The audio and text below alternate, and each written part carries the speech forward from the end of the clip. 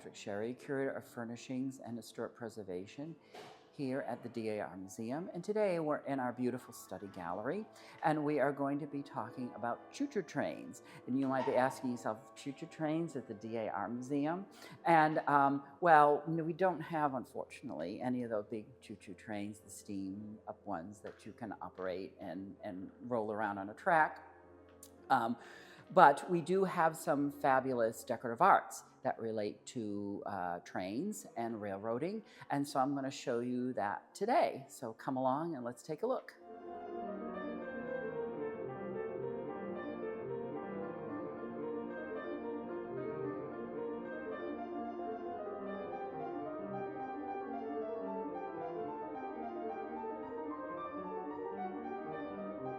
So this is what I call the choo-choo train drawer, and this is an array of decorative arts objects that relate to railroading and trains. And so we're going to focus on the various objects in here.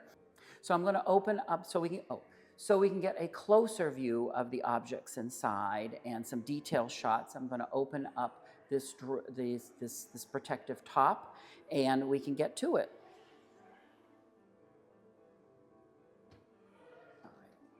Okay, so our first object today is this one here.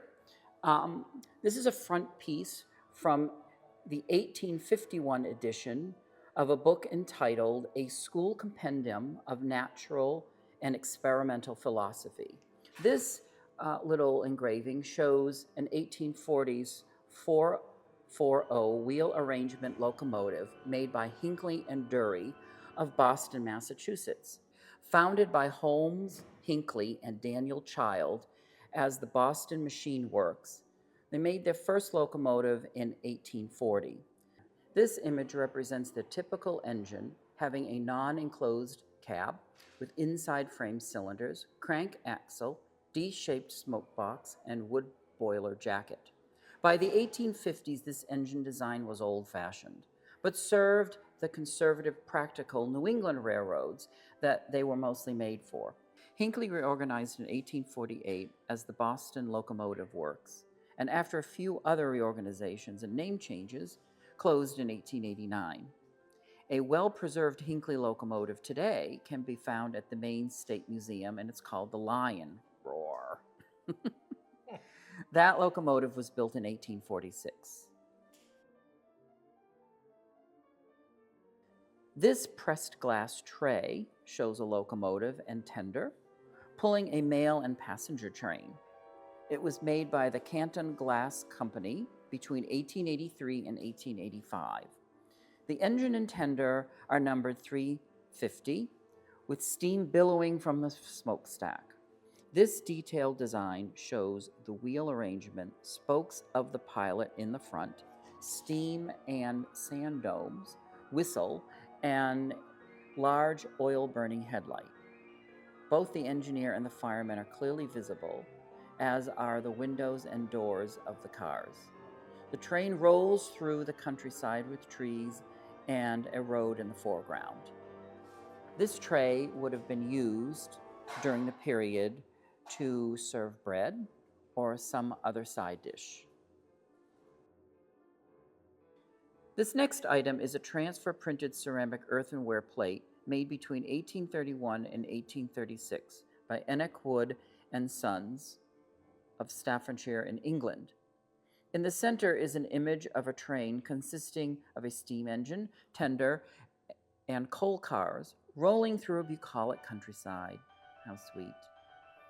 In the background approaches another train passing by a lake with a town and mountains behind. The engine has two driving wheels, boiler, and a very tall smokestack, with a man standing on the running board and another sitting in the tender, presumably the engineer and the fireman. The rim is decorated with shell work and seaweed and moss. Though the plate is titled, quote, the Baltimore and Ohio Railroad, end quote, the image actually shows the Hetton Colliery Railway. Colliery meaning coal mine, its buildings and equipment. It was located in England, and opened in 1822. to transport coal from mines to the town of Sutherland.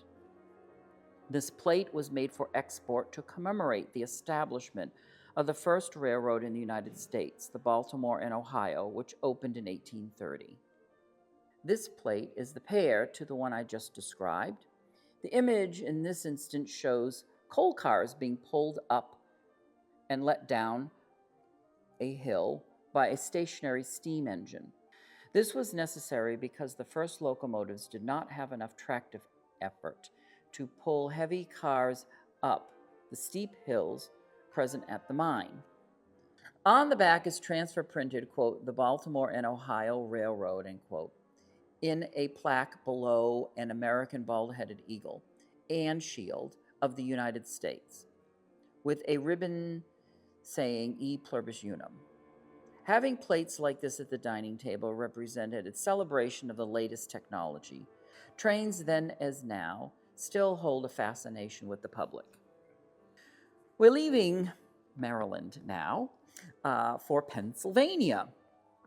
And in this particular item, we can see an engraved stock certificate for the Pennsylvania Railroad, issued originally to James McClure on September 13, 1847.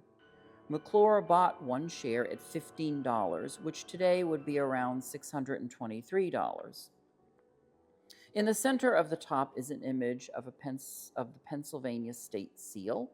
Along the left side are three vignettes, the top representing commerce, the second William Penn, of course, and the bottom an approaching steam train, perhaps representing industry and technology.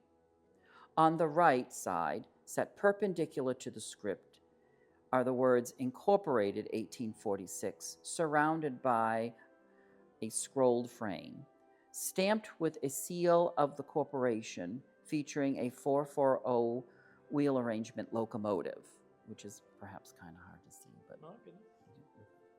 now we're going to roll on from Pennsylvania up to the state of Maine.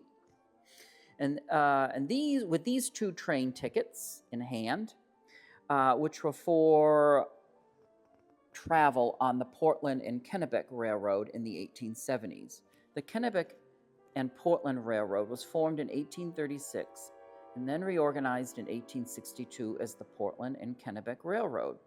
It was purchased ultimately by the Maine Central Railroad in 1874.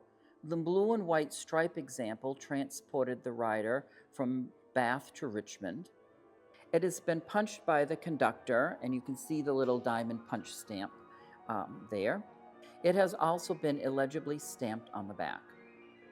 The other is a free ticket to the Maine State Fair. I'm sure everyone had a fabulous time that day. A choo-choo ride and fun at the state fair.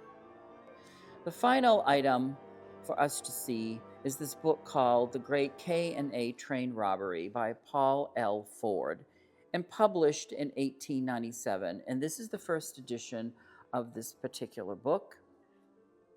This fictional story is loosely based upon train robberies of the time. Though it is suggested in the story that the K&A stands for Kansas and Arizona, there was actually no such railroad, and thus it is fictional. The cover features frontal views of steam choo-choos. I'm not going to reveal the plot if you may wish to read the book, although it is a really fun read. Alternatively, you can always watch the action-packed silent 1926 movie starring Tom Mix, Dorothy Dawn, and Tony the Wonder Horse. Ta-da! This film was filmed in Colorado on the famous Denver and Rio Grande Western Railway. The DNRGW locomotive numbers 1523 and 1524 made appearances in the film.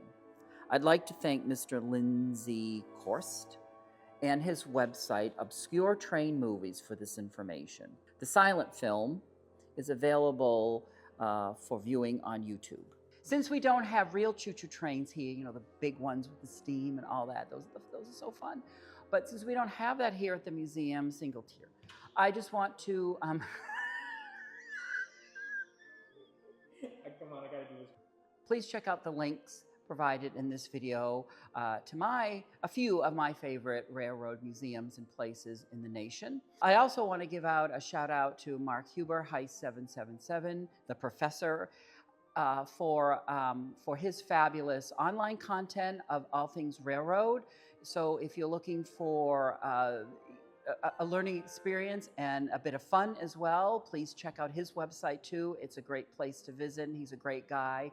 And thank you for everything that you do, Mark, i.e. the professor, aka Heist. Thank you so much, everybody.